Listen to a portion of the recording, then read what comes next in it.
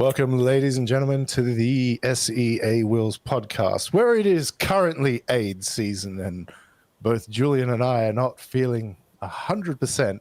That being said, it is Lemans race day, and we all know what that means. It means no sleep this weekend, which is truthfully not that much different from other weekends, but we have a valid motorsport reason. Julian, how are we doing? Good, yeah, good. A little better than you seem to be, or what you told me you were feeling like. But yeah, the whole household has influenza A, Oh, amazing. except me, because I've already recovered from it, I guess. Yeah, But pretty much touch him down. this I'll bastard touch him. here, he sends me a text and I catch his AIDS.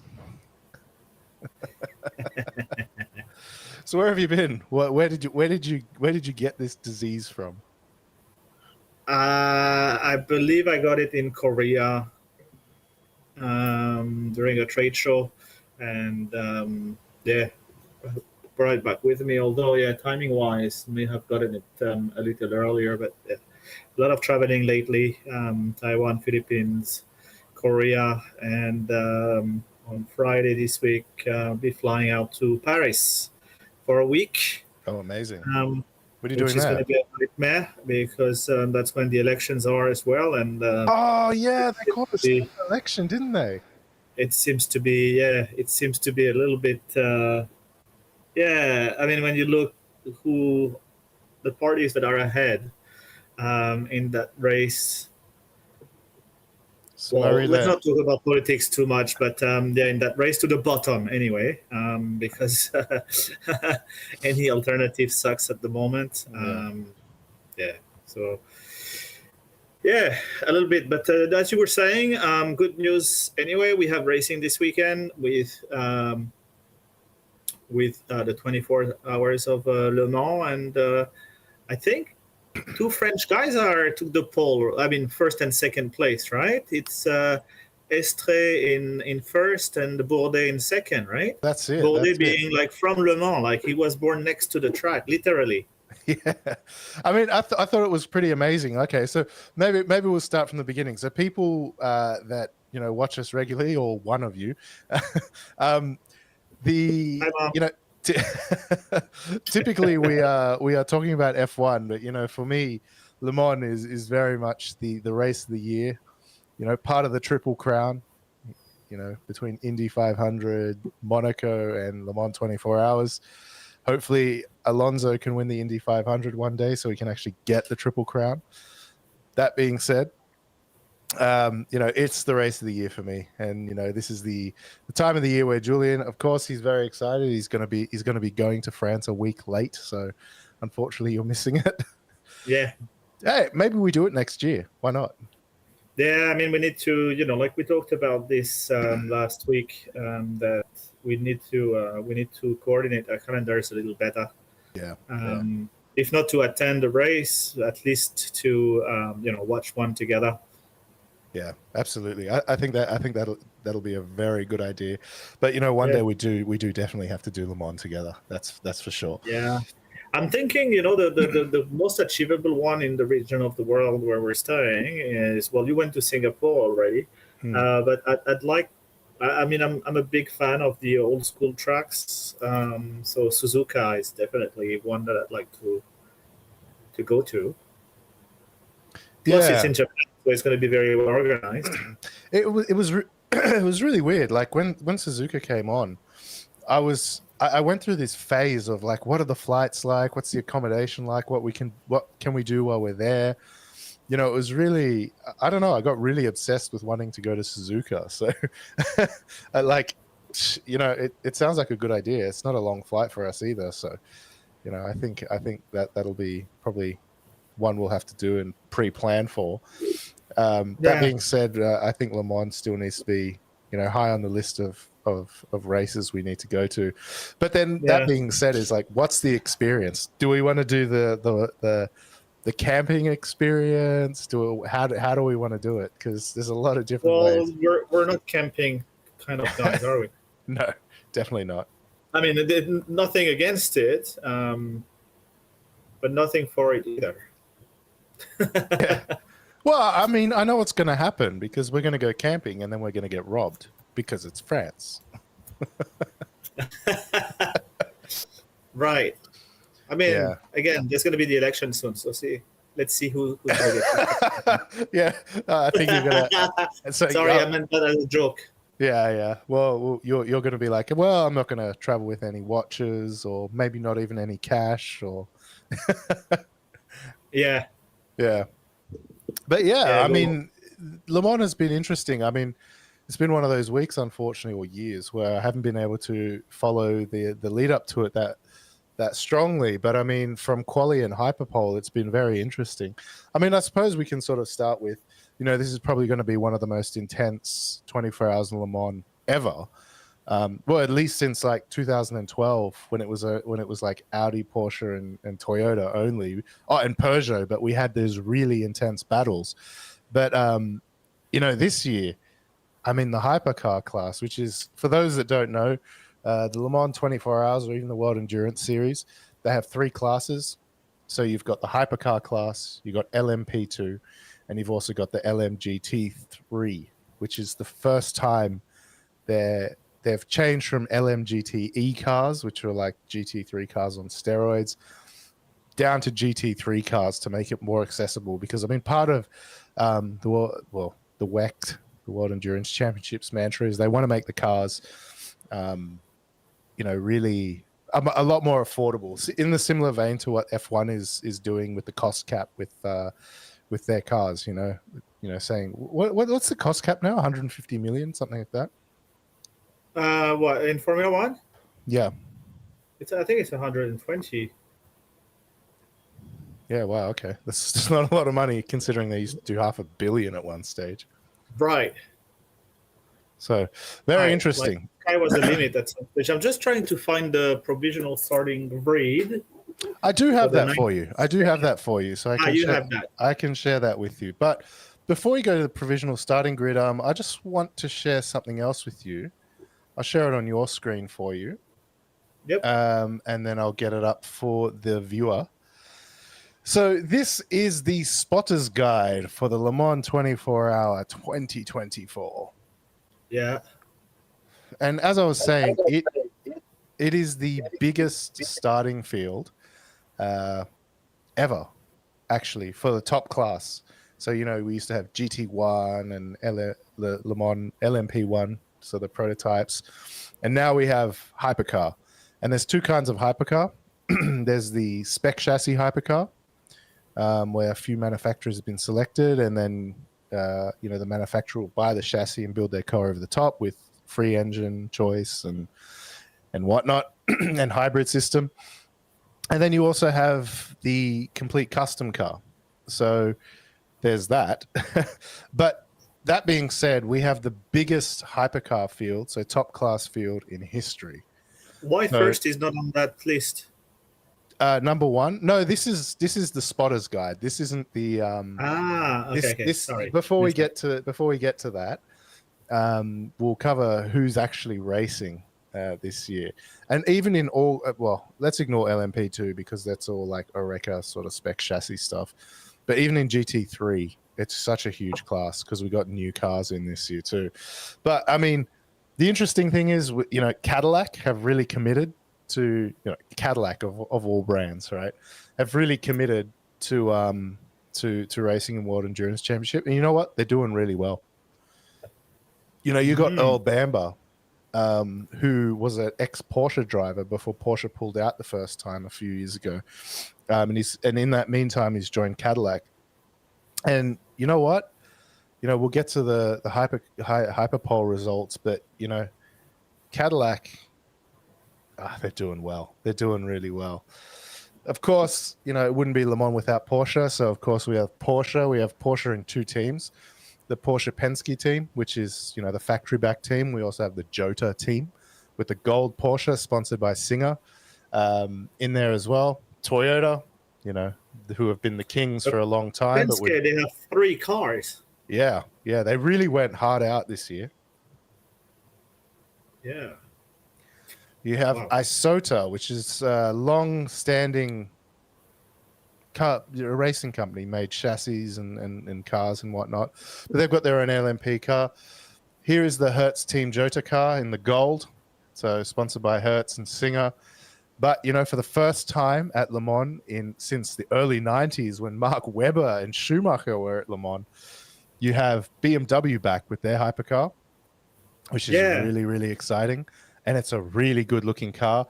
This year they've also got they've also got an art car. So the WRT team number 20 car is an art car. So it's always very cool to see a BMW art car. For those that don't know, that BMW have always had a history of getting famous artists to paint their cars. The last one was the F92? Was it F92 M3? It was the last art car for them. But now they're in there with a full-on prototype, and the first being the famous Batmobile, you know. But this is also the first year that we have Lamborghini with their hypercar, you know, run by Iron Lynx. And, you know, that for the first year, they're not doing too bad. But, you know, the great thing about it is they have Romain Grosjean racing for them. So, you know, very, very cool. So they have an F1 driver in there. Alpine, brand new car. What F1 drivers are racing actually this year? Do you know? Oh, I mean, you've got Robert Kubica, you got Brendan Hartley here at Toyota. I suppose the rest as well. Yeah, Kobayashi used to be an F1 driver. Nick DeVries was an F1 driver. Who else we got? Briefly. Yeah, briefly. Let me have a look. Just looking through the list. I mean, there's a fair few. So if I see one, I'll point them out. But yeah, I mean, we've got Earl Bamber briefly, Brendan Hartley, Kobayashi, Nick DeVries, Romain Grosjean in there. Alpine with a brand new car for this season. Really good looking car too. But, you know, very excited to see how they do this year at their home race. Ferrari, you know, AF Corsa, run by AF Corsa. I mean, they won last year, first year out, but I think they're going to have a tougher year this year. You know, a lot more competition within their cars. You know, Giovinazzi is running one of their cars. So, you know, another F1 driver there. Look, the second Lamborghini Iron Lynx car has got Danny Kvyat in there. So, and, you know, we all know where Danny Kvyat is from, right? Well, until Verstappen takes it away, but yeah. Yeah. But we all know where he's from. We all know where Kvyat's from, right? Right. The torpedo. Yeah, but he's from Russia. But I'm just going to zoom in for everyone and say, do you notice how there's... I can't see really. Suspiciously, there's no Russian flag next to his name. Oh, really? Yeah, look here. What flag did they put? Like, Danny blank. Is Kvyat. it blank? Yeah, and it's blank. No flag. So he's apparently from Mars or something. I'm guessing. Yeah. So yeah, that's the second Lamborghini car. There is a third AF Corsa car where you've got Robert Kubica racing there from Poland. Jean-Eric Verne in the Peugeot. In the Peugeot, yeah. Stoffel Van Dorn, who, you know, he was in F1, but he was predominantly, he's always been a sports car racer, but he's been in Formula E for a long time and was a reserve driver too. Neil Yanni, I don't think he was ever in F1. But yeah, if you look at it, there's 4 Cadillac cars, there's 6 Porsches, there's 2 Peugeots, 3 Ferraris, 2 Lamborghinis, 2 Alpines, 2 BMWs, 2 Toyotas, and 2 Cadillacs. I mean, that is such a huge field to be racing in the top class. So, do you know in each category how many cars are running total? I don't know. I mean, we can count it. This is 4 per row. 1, 2, 3, 4. So 4 times 4 is what? 16. 23 in a hypercar. The biggest hypercar field, man, ever, I think. Yeah. Nice. LMP2, I'm not even really going to cover it. You do have some big names here, so like Oliver Jarvis in United Autosport. For those that don't know, what's his name from McLaren F1? Zach Brown. That's actually his race Brown. team. Yeah, so he owns United Autosport with a few people. So he's got 2 cars running in LMP2. He's got Felipe Albuquerque, he's a big name in sports car racing. Oliver Jarvis, and Ben Keating, 3 big names running in his car. Let's just see some of the drivers, because these are spec cars. They're all Oreca cars with Gibson engines, the big So V8. each team has 3 drivers to cover the whole 24 hours. That's it. So there's a minimum number of race time they need to have, and even they need to do a minimum number of practice time between the day and the night. So so there's a lot they need to do before they even get in the car on race day in terms of regulations before they get to the race. But this is basically a spec class. It never used to be a spec class back in the days of LMP1 cars, because there was Porsche came back in LMP1, but in the early 2000s, Porsche existed at Le Mans, apart from their GT3 cars, in LMP2, where they had the RS Spider. And for all of those of you that don't know, the RS Spider is where the engine for the Carrera GT came from. It was actually a Le Mans prototype engine, the V10. It came out of the RS Spider, went straight into the Carrera GT. So we can't pretend that the LMP2 class is not important, but it's very much a privateer class. But even that being said, Proton competition run cars, they're running a LMP1, a hypercar Porsche. United Autosports, come on, Zach Brown runs the McLaren racing division. But you also have some, really big names, like IDEC Sport is another big name.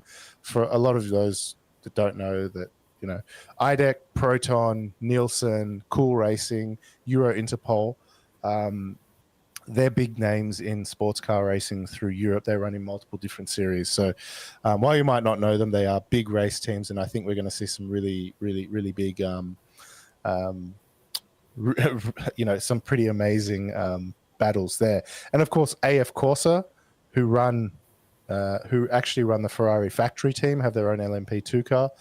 And then, just for Julian, we got Panis Racing, a French team. Really? Okay. Yeah. But the LMG... Is that in any way related to the ex-F1 driver, Olivier Panis? Yep, that's his team. Oh, that's his team. Okay. Yeah. But here we go. Here in the GT3 class, I'm always very interested in what happens in the hypercar class and the GT3 class. Well, it used to be GTE, but now it's GT3. But because it's GT3, and they've sort of aligned the rules with the IMSA rules in the US, which is the US endurance racing side competition. You now have a lot more cars. So we've got the brand new Aston Martin Vantage GT3. So that's brand new at Le Mans for this year. And they have a good track record, right? Aston Martin. Yeah. The 24 hours. Yeah. They won it a few years ago, and they've always had such beautiful and such good sounding cars. In the GT3 class, or? Well, it used to be GTE and then GT2 and whatnot. But GT3, it's the first time they've conformed to GT3 rules for this year.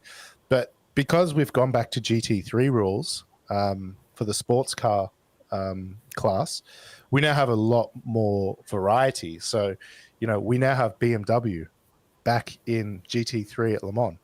So not only do we have you can buy a GT3 race car directly from the manufacturer, right? Yeah, it's on the same production line as your 430. It's your just win of the meal. It's just a trim level, Run of the meal. Yeah, so it's just a trim level of any car, because all they have to do is add the right equipment in. It's no different. Yeah. So it's really cool. Yeah. Same with cup cars for Porsche as well. But yeah, we have BMW back at Le Mans in the GT3 class. For the first time ever, we also have the Mustang LM GT3. So that's really exciting because we're going to get a Ford versus Ferrari battle in the GT3 as well. In the GT3 class. Show us the. Can you zoom in Yeah, on sure. the Mustang a bit? Have I gone too far? No, here we go. There's a microphone in my way, so I can't really see. There we go. So that's it. Okay, Look it at does that. look like a Mustang. It does look like a I Mustang. really And like what they've done with the tail lights. Actually, yeah.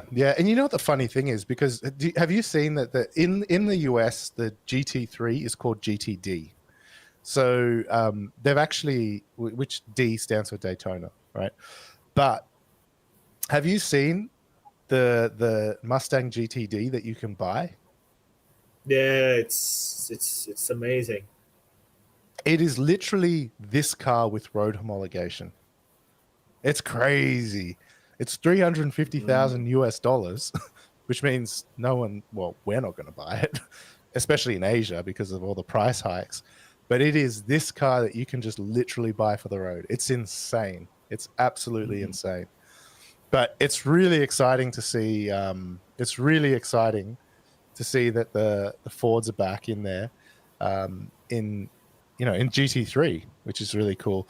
And of course, with the battle, you've got the LM296 GT3 from Ferrari, so that'll be an interesting battle. But two more new cars, McLaren Engine 720. wise, what are they running? Are they running also like hybrid systems, or is that In what are the the rules? No, it's just all. They don't have hybrids in GT3. It's all. So I see. Yeah. Yeah. Okay. But everything is all restrictors and whatnot. So you've got a 5-liter V8 in the Mustang, right? Obviously strengthened for performance racing, and you've got a 2.9-liter V8 or V6 in the 296, right? But you run restrictors on it because they're really big on balance of performance. So some of these cars are going to get held back a bit. But whatever, it's going to be interesting racing. Yeah, I think it's good. I mean, it's in that for that class, right? It's nice. The introduction of the BOP, I see can be kind of contested and not really liked by everyone, but it does allow for closer racing, doesn't it? Yeah, and that's the thing. Nobody's ever happy with it. The way they do the BOP is they really do they do restrictors in the intake to lower or increase the power for the car, and then they use ballast, which is bags of sand to weigh the car down, just to try and balance the cars out. Which is good because it increases the types of cars that you can use. And as mentioned, at Le Mans, for the first time in a very long time, we've got a McLaren in GT3. So United Autosports, Zach Brown's team is running a 720S GT3 Nice. in there as well. There's a second Mustang I can see here. Yeah, there's more than just one, so you've got, again, BMWs for the first time in GT3 at Le Mans in decades.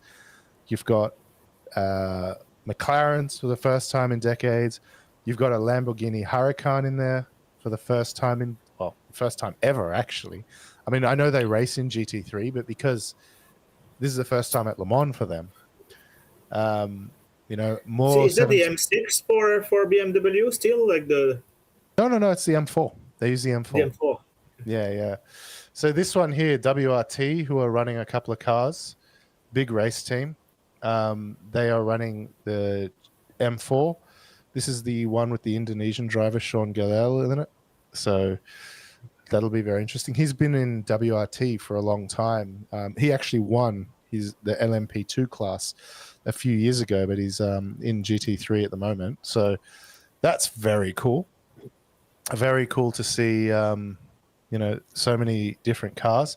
And the irony is we're going through this. Look, Proton's running another Mustang, a Codus ASP team, an M4, and then we're getting to the Corvettes finally, So we've got TF Sport running 2 Corvettes, another Huracan, and you know what? That black on black Mustang looks good. This one here, yeah, another Proton. So they're running Yeah. 3 Mustangs, I think. Yeah. Hang on. Where have we look? Proton Mustang, another Proton Mustang. And you know what's funny? The only Porsches that are running this year are the factory teams. The factory Porsches. So Team Muntai EMA, Team Muntai Pure Racing. I don't even know what flag that is. Well, Sorry? I can't see really. Oh, sorry. Hang on. I can't see. It's a bit too small on my screen. Let me pull that up for you. So Porsche used to basically dominate GT3. And this year, because there's so many cars available, only the factory Porsches are running this year.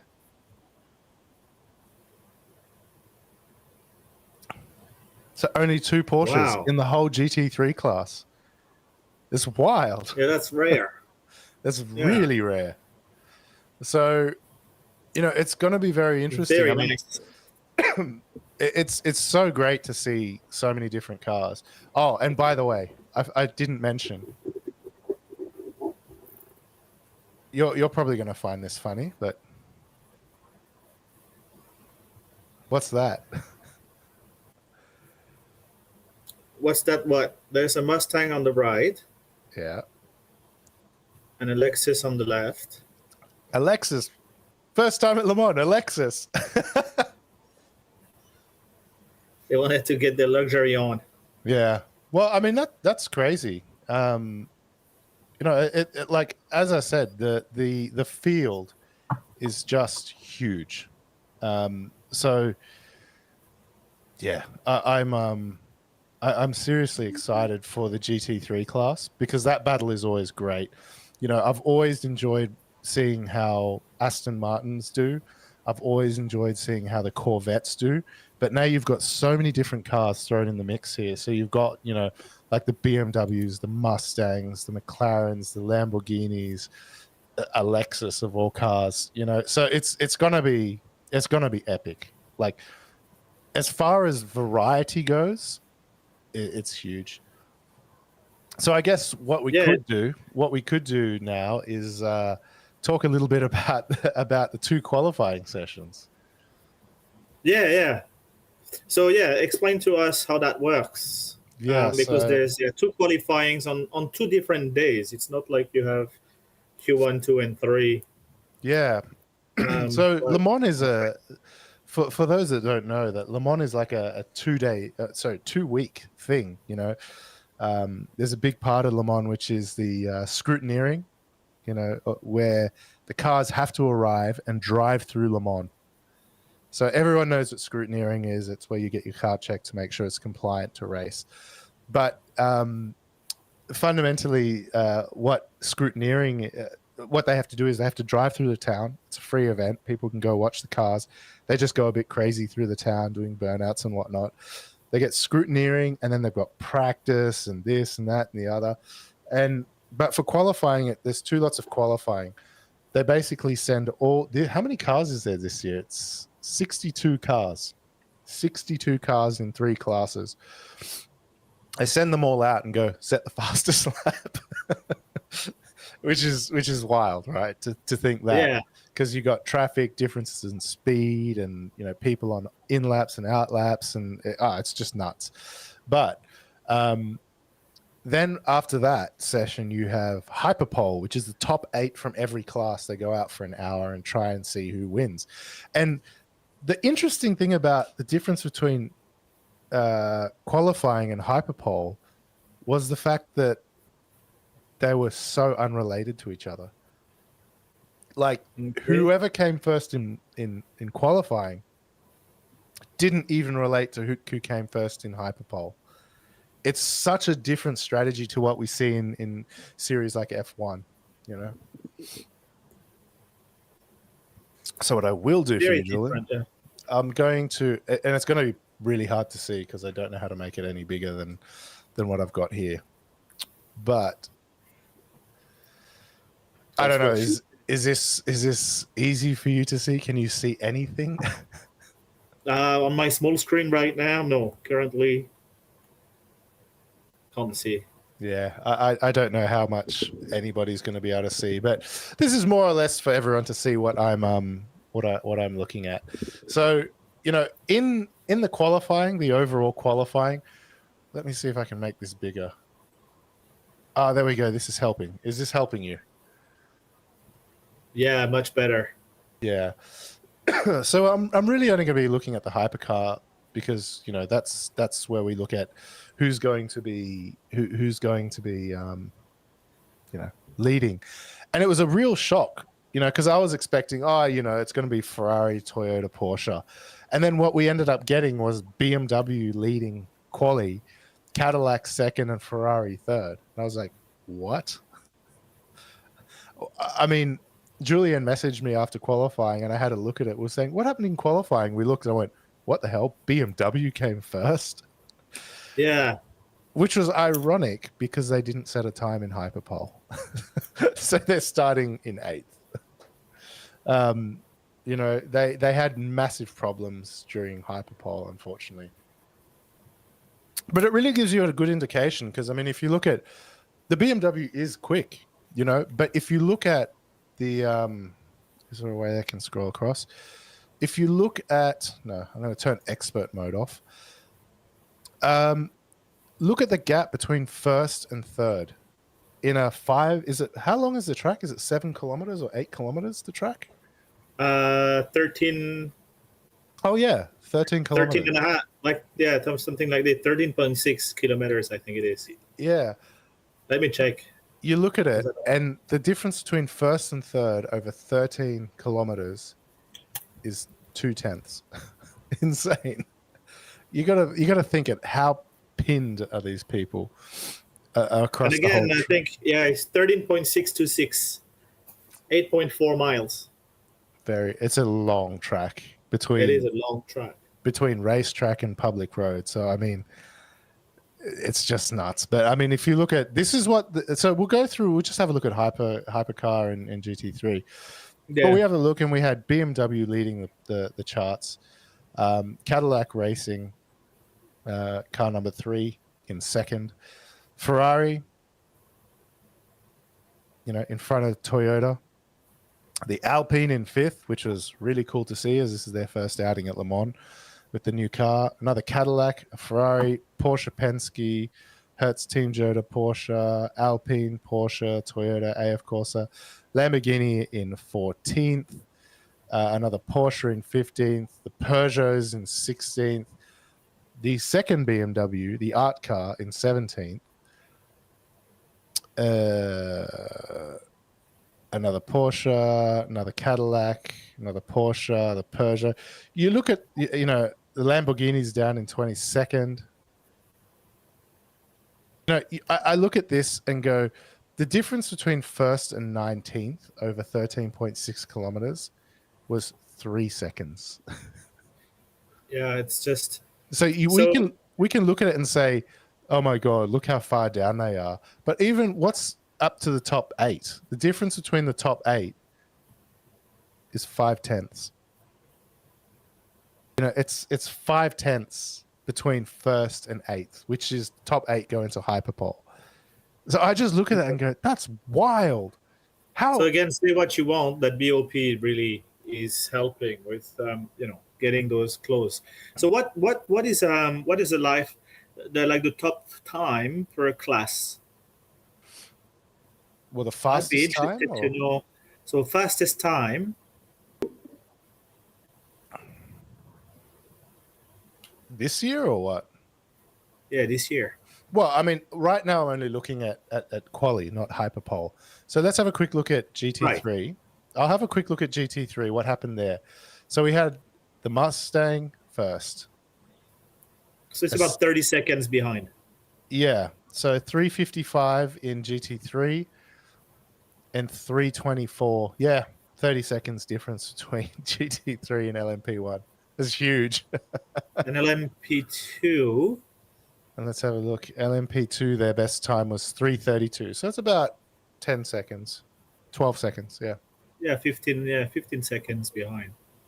So 3:24, right?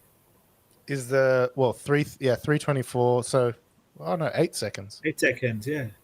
So Wow, they're quick. yeah, yeah. And considering it's a spec series, so it's quite cool. Yeah. I find that quite cool. But if we go into LMGT3, we have a look at the top 8. So we have Proton competition in a Mustang, which is quite cool. A Mustang leading it. But remember, we haven't looked at the Hyperpole numbers yet. A McLaren 720 GT3, the Corvette, a Huracan Lamborghini, the Manthey Racing. This is the first Aston Martin. So what are we up to? 1, 2, 3. And a Ferrari. We have like one of every car in the top 8. That's fantastic. It's so cool. It's really cool. But I'm gonna switch here to Hyperpole, and then we're gonna have a look at what happened in Hyperpole. And surprise, surprise, Kevin Estre topped the chart in Hyperpole in a Porsche. Considering that the first Porsche wasn't until 6th position in quali, you had Kevin Estre. I mean, let's be fair, he's the god of sports cars. I mean, how old is he, actually? He's in his 20s, but have you ever seen that video of Kevin Estre at the Nürburgring 24 Hour? Yes. And I think everybody's seen it. Yeah. What was it? It was like 26 cars overtaken in one lap. something crazy like that. Yeah. He's like the GOAT. He's like the Lewis Hamilton of sports cars. Like the guy he's unstoppable. So it's really great to see him. But you have a look at it. Like, so 324.6 was the Hyperpole best time. And then if I look at the qualifying best time, it was slower than the qualifying. So he was slower than the BMW in Hyperpole. But the BMW is going to start at 8th. So over a 24-hour period, we don't know. These BMWs might have a chance of winning this year, considering that the lap time was 0.2 slower than the BMW. With less traffic and potentially on a clearer circuit too. Yeah, right. Man, I'm excited to watch that. To watch the I mean the start. We are 3.5 hours away. We're 3.5 hours away from the start of the race. So I'm quite psyched to see how this race is going to go. But you know, the more interesting thing here is how, like, Cadillac came second in qualifying, and they are second and third in Hyperpole. So they're going to have that teamwork blocking the Ferrari in 4th. They're going to stop them from getting ahead. So this is, I mean, again, I've never watched the 24 Hours of Le Mans, I must say, and but I believe that strategy plays a huge role. I mean, I expect it to play a huge role in the results, right? Oh yeah, I mean, we talk about strategy in Formula One. It's nothing compared to the strategy in. It's a sprint in the end. Yeah. To Le Mans, right? It used to be you'd finish 24-hour races. Yeah, I mean, it used to be that the teams would finish laps apart, and now we're at the stage where we're finishing, where the teams are finishing like on the same lap, tenths apart after 24 hours. It's like the development that's gone between these cars, and they've had to put in rules and shit like that as well. Like they can't do gearbox changes anymore. The car has to last. Like, do you remember back in the what was it, R15 or the R10 days of the Audi diesel cars in Le Mans? Yes. They did the world's fastest gearbox change at something like 3 minutes. They did an entire gearbox change and recalibrated it in 3 minutes and sent the car back out. I mean, that's nuts. I mean, the stuff they do in the endurance racing is insane. But it's really a test bed as well and that's what's really interesting. I saw once this documentary that's probably freely available. Actually, I should look it up, and we should put it in the link in the description, below later on.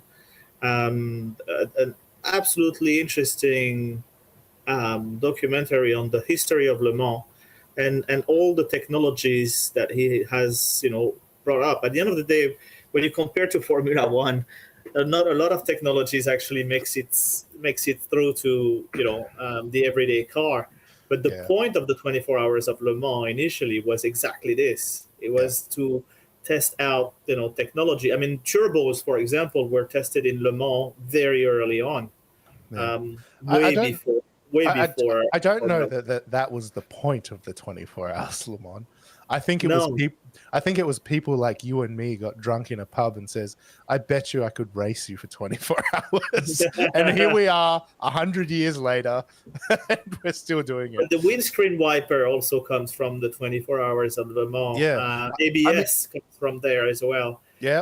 So many different technologies that actually are either safety oriented, performance oriented, or reliability oriented. Well, Actually, stem from those races, and Well, the yeah, reality is it's things we don't even think about. Like in F1, people go, "Oh, disc brakes came from F1," and then like what is it, 50 years later, it's like, "Oh yeah, we have energy recovery that came from F1," for batteries and stuff. But then but you look at it and go, all headlight technology comes from endurance racing, right?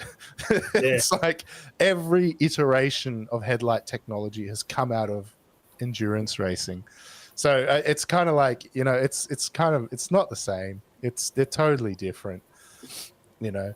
But if we go back and have a look at the hyperpole, I mean, you've got one Porsche up front, two Cadillacs blocking everyone behind. So you've got two AF Corsa Ferraris, the winners from last year.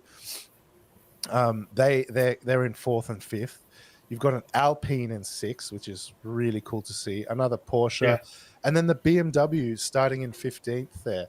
So, I look at that. I look at that and go, that BMW is going to be the wild card car. I think that's really going to be the wild card car.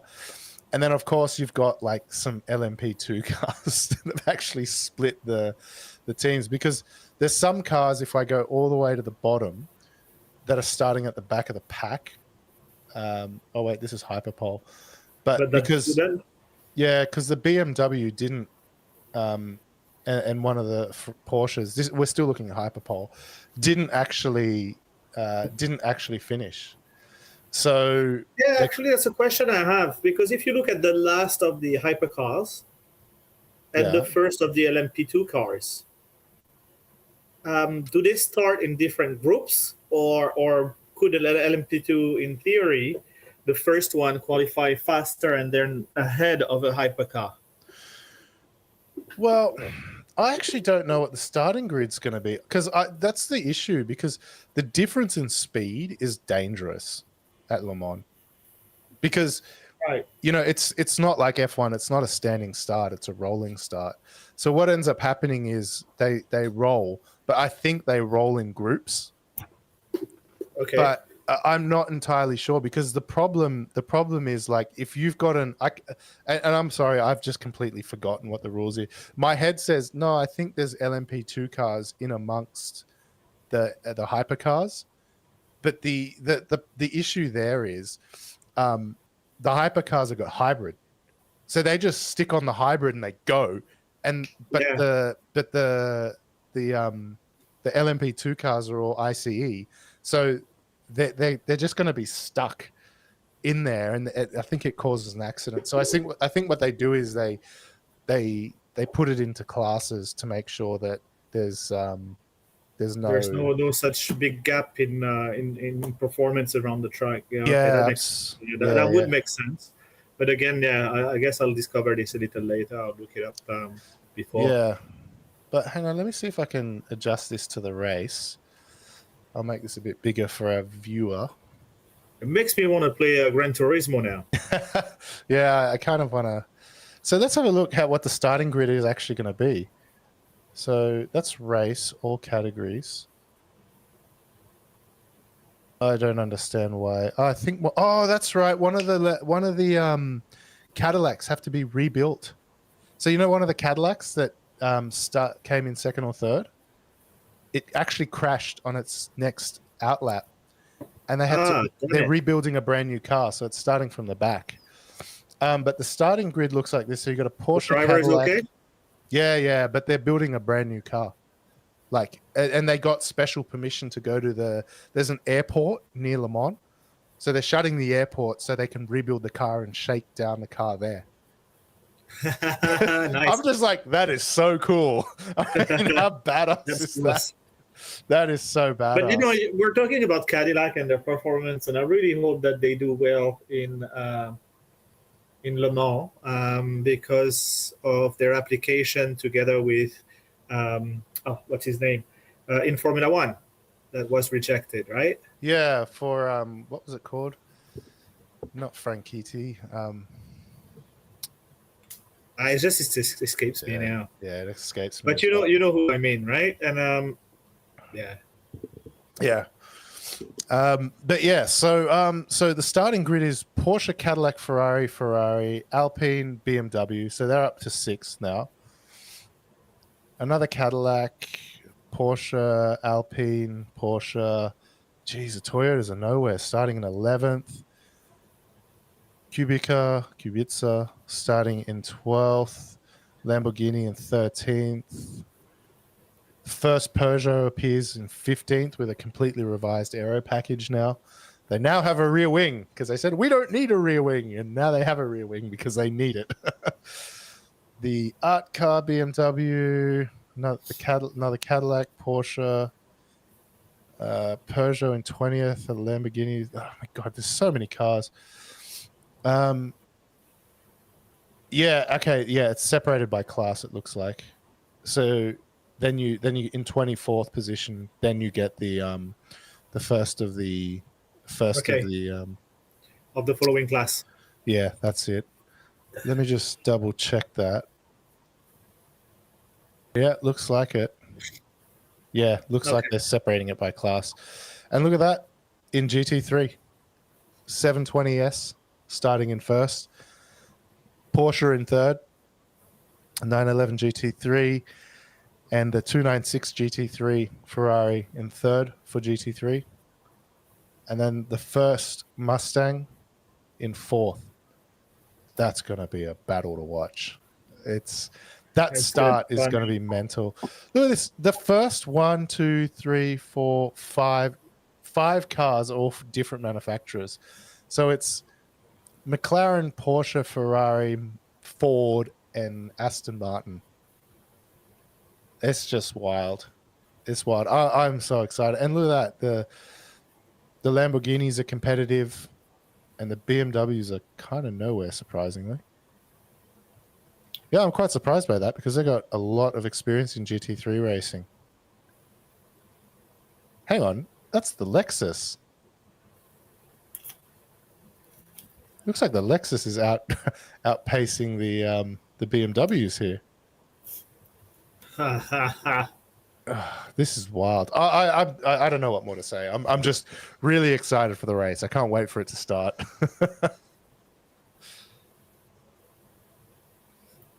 Yeah.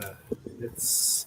I'm really. I mean, the thing is, you're so excited by it that it kind of is also motivating me to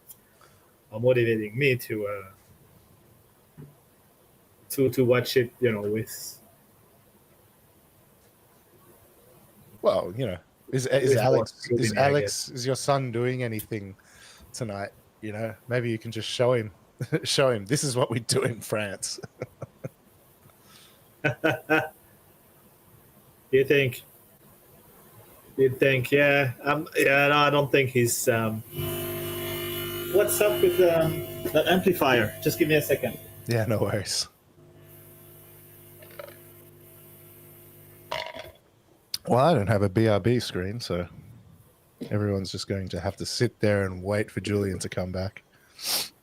Yeah, I'll go back. So yeah, I'm very much looking forward to it. I'm very pumped. I'm going to go to this new place called The Room, run by Italian guy, friend Cristiano, who put an F1 car on the wall of the bar. Yeah, we need to go back when the next time I'm there. Yeah, absolutely. When there's a to make race, it so that there's a race that weekend. yeah, absolutely. We'll definitely have to do that. But anyway, so yeah, Le Mans this year is going to be absolutely nuts. I'm so psyched for it. The amount of cars in hypercar and GT3, it's wild. But yeah. So what else has been happening in your world, Julian? Oh, I guess we should touch on the Canadian GP, which we didn't watch live because of stupid times, because it's in Canada. Yeah, I suppose we can yeah. touch No, I on was that for a working few anyway. minutes. I was away and working, so yeah, not easy Yeah. to see it. It seemed to have been quite an interesting and eventful sort of event. Just from qualifying, right? Yeah. Yeah. When you look at Russell, who was the first to do in Q3 that 1:12.000, Oh which yeah. is Sorry. very no, I'm which is just like already to I'm trying to like remember. honestly trying to remember. It was 2 weeks ago, so I'm kind of like, what happened again? What happened again? But yeah, And so yeah, Verstappen, who yeah, he's I think it was also his first lap actually, but he did it after Russell and therefore ended up being second, but also 1:12.000. let me. So that's that was just in itself interesting. Yeah, so I'll just stick this up on the screen for people. So that was really interesting, like as you mentioned. So we haven't had that in a long time. So we, as you mentioned, so first and second were in Q3 were separated by quite literally nothing. um, and when was the last time this happened? It was like Schumacher, I think Barrichello, and somebody else. There were The, it once happened that three of them at yeah, the exact same time, right? the top three had exactly the same time. That's just the wildest shit ever. I mean, to see that now, when you've got such performance differences between, when I say such performance differences, we're not talking a lot, but even Lando Norris was only 2/100ths off third or first. Yeah, He was 112.021, and then Piastri 112.103. And you look at it and go, there was nothing in it. Like the top 10 were separated by 7/10. And we even had Alexander Albon in there coming 10th. But Canada's one of those really it's one of those interesting circuits where all the corners are slow and it's a really bumpy circuit. So it does make it for an interesting race, that's for sure. yeah. Just and then always the rain kind of getting into it as well and mixing it up. Yeah. Um, so yeah, quite an interesting again, quite an interesting event. Yeah, but if we go back and we have a look at the race results, I mean, it was good.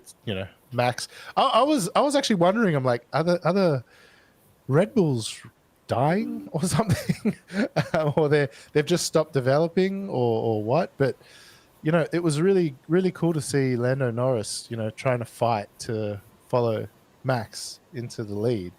So those McLarens are getting quicker and quicker and quicker. But what happened to Piastri here? There was something that happened that got him in fifth. I think it was safety car. Was that it? Yeah, I think that the safety car kind of played a big role into this, and especially for Norris to not end up winning that race. Sorry, for Russell not winning that race. But again, I think it just was that kind of race where this is racing, right? With all the events, everybody, I think everyone on that field made at least one mistake Yeah. during the Grand Prix itself because it was those were tricky conditions. Mm. It's nice to see the both Astons also making good points there. But yeah, what a catastrophe for Ferrari as well. So talk me through the Ferrari catastrophe, because I didn't quite Uh, follow that. Essentially, I'm going to Leclerc fill up lost my wine, another. and then you fill us in. Yeah, so just Leclerc did not make it through. I mean, neither of them did actually. Um, First, it started in qualifying really, where they didn't make Q3. Um, so Leclerc was ahead of Sainz. I think they were 11th and 12th. And yeah, during the race, Leclerc lost engine power. Mysteriously, there hasn't been, at least I haven't seen yet, any explanation coming out of Ferrari as to why he had that loss of power. But anyway, did not finish. Ended up really uh, like at the back of the field, overtaken by yeah, the first 4 or 5 drivers, and just called it a day. And Sainz, yeah, in trying to catch up with the people in front, made a mistake and spun on the second chicane, I believe it was, and yeah, just also just called it a day in the end. Yeah. Because who was it? I think it was Albon who crashed into it. Okay.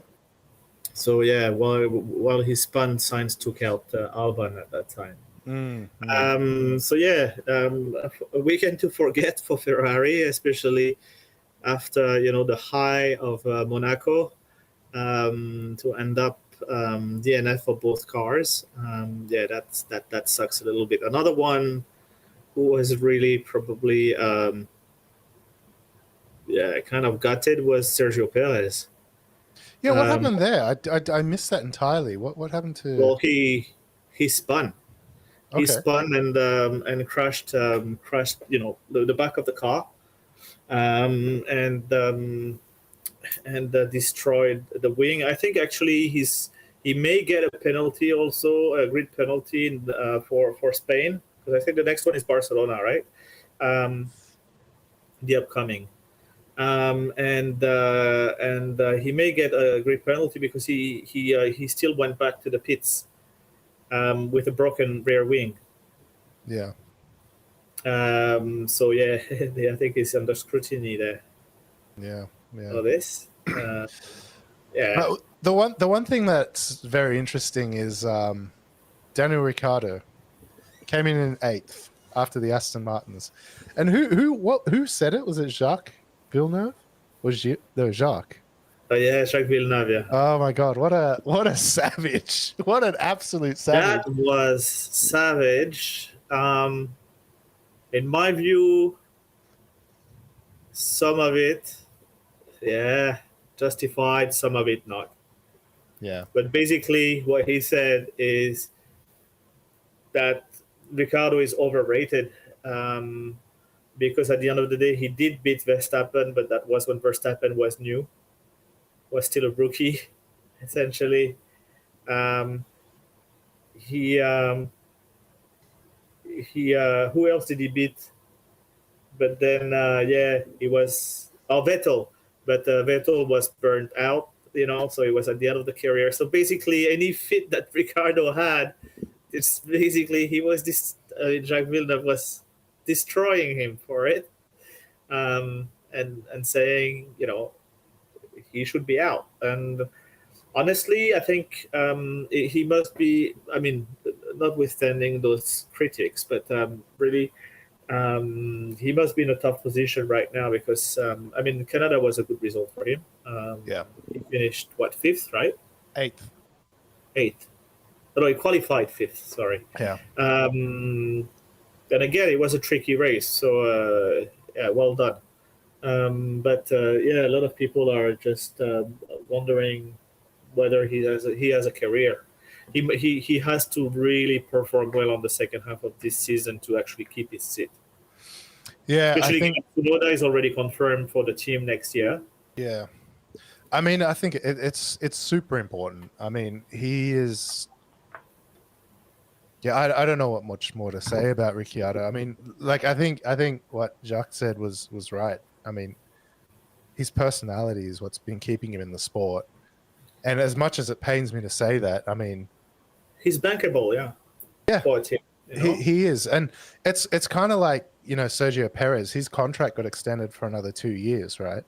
And Yeah, so it's 1+1. It's an option also for 2026. yeah, It's not a complete 2 years. He still has to perform, obviously, and you can trust that the lawyers at Red Bull are super smart. That if he doesn't perform, he'll be kicked out. But yeah, those came. Those news came about a few weeks apart. Like Sergio confirmed until 2026. Tsunoda confirmed as well, and then Ricardo just understood he's not going to be upgraded to the front running team, which must have been a blow. And then they announced Tsunoda without saying anything about his contract. So, yeah, I mean, again, he made his decisions also in the past of leaving Red Bull to go to Renault and then Renault to go to McLaren. Um, I guess, he's paying the price of this as well, of those decisions. yeah, No matter whether it was an upgrade or downgrade or whatever, it's not about this. It's just the fact that he makes his decision selfishly, as you should, like because it's his talent, he's the driver, and he had the opportunity, so go for it. But I think teams will always keep that in mind when signing him. yeah. That And, might go one day to the next. and it's funny, like everyone says that. Like, I don't get the idea. I mean, I think Jacques is the only person to say on live TV, at least, that Ricciardo should have been out of the sport a long time ago. But at the same time, everyone's willing to bash Perez, even though he still performs, right? He's had a run of bad luck, that's for sure. But he still performs, The thing is, and the point there with Sergio Perez is that it's not only him, first of all, it's his team. But both in Monaco and Canada, with the car he had, he should not have qualified so way back on the grid. Yeah. So is it a question of putting him in traffic in Monaco? Is it a question of not being in sync with the other teams when running qualifying in Canada? Whatever the case may be, the important point here is that he should not be starting where he is starting on the grid. And Canada was an enforced driver era. Monaco, he was just a passenger there, but still the critique here is that he should not have been in that position in the first place. Yeah. He should have been higher up the grid, and that's what's expected from him. Yeah. So I can see the point here, and I kind of agree with it.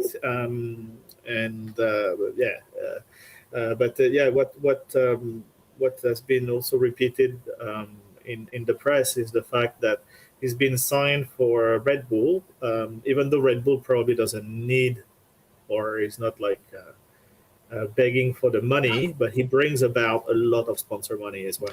Well, that was the next thing I was going to say, is because a lot of people say that the reason why Perez is there is purely because his sponsors pay for Verstappen's salary. Essentially, yes. Yeah. So that's that's the way it is. But again, yeah, that's the way it is. I think there are a few seats available for next year. Notably at Haas. Williams, I'm not sure. I didn't see any confirmation of whether Sainz was going to Williams. Yeah, well, Hulkenberg is going to Audi in next year, isn't it?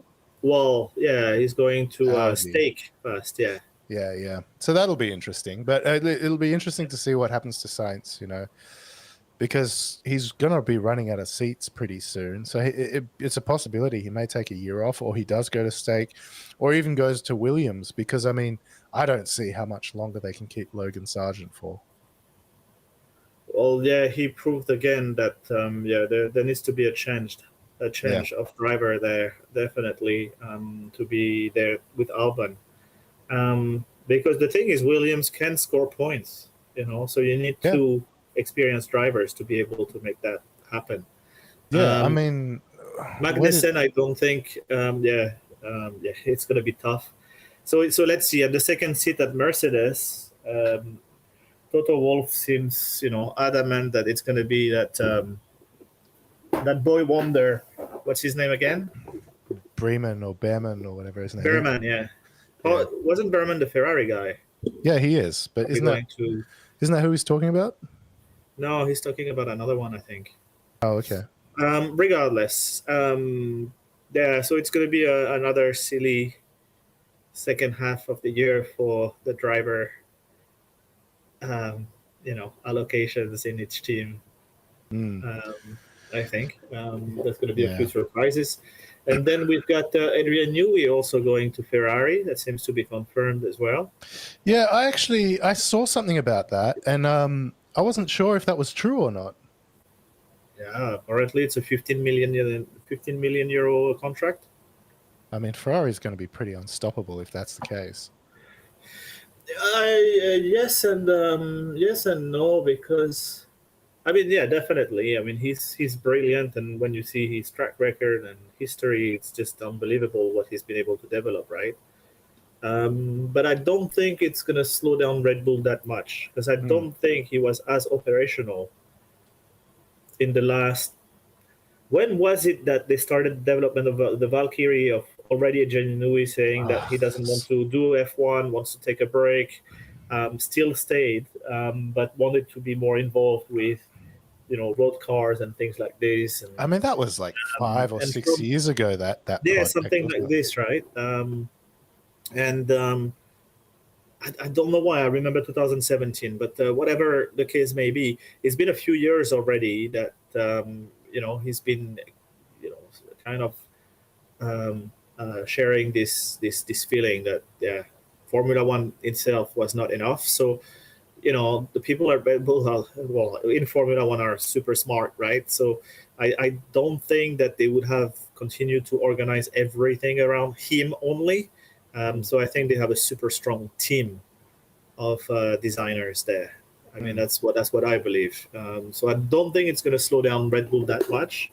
Given how the Ferrari performs this year in terms of aero and drivability and also the use of its tires, I think it's not necessarily going to be like a revolution to have Adrian Newey there. It's probably going to be incremental, improvements. And so what I'm saying is that I don't think we'll see, much of those results in 2025.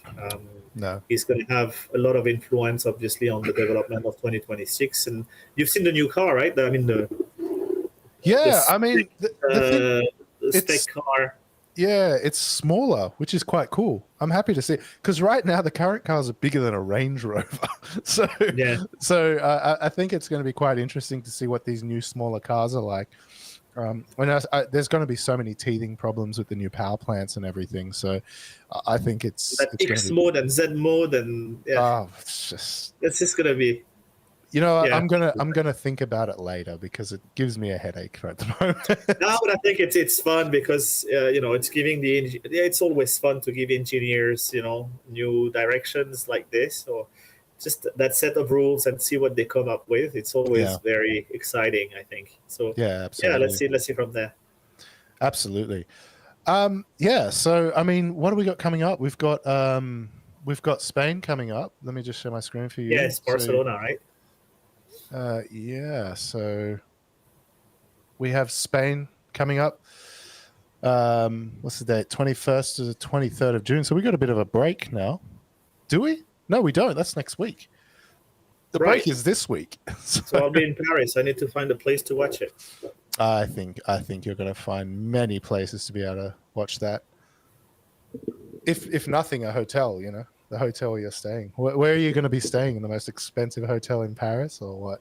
No. It's company trip. It's work trip. Yeah. Okay. Yeah, I'm staying next to the company, which is about 10 minutes walk from the Arc de Triomphe. Oh, okay. Very cool. But I mean, at least for hang on, track times. So what does this mean? So if anyone has any recommendation in the chat, let me know. Yeah. Comment.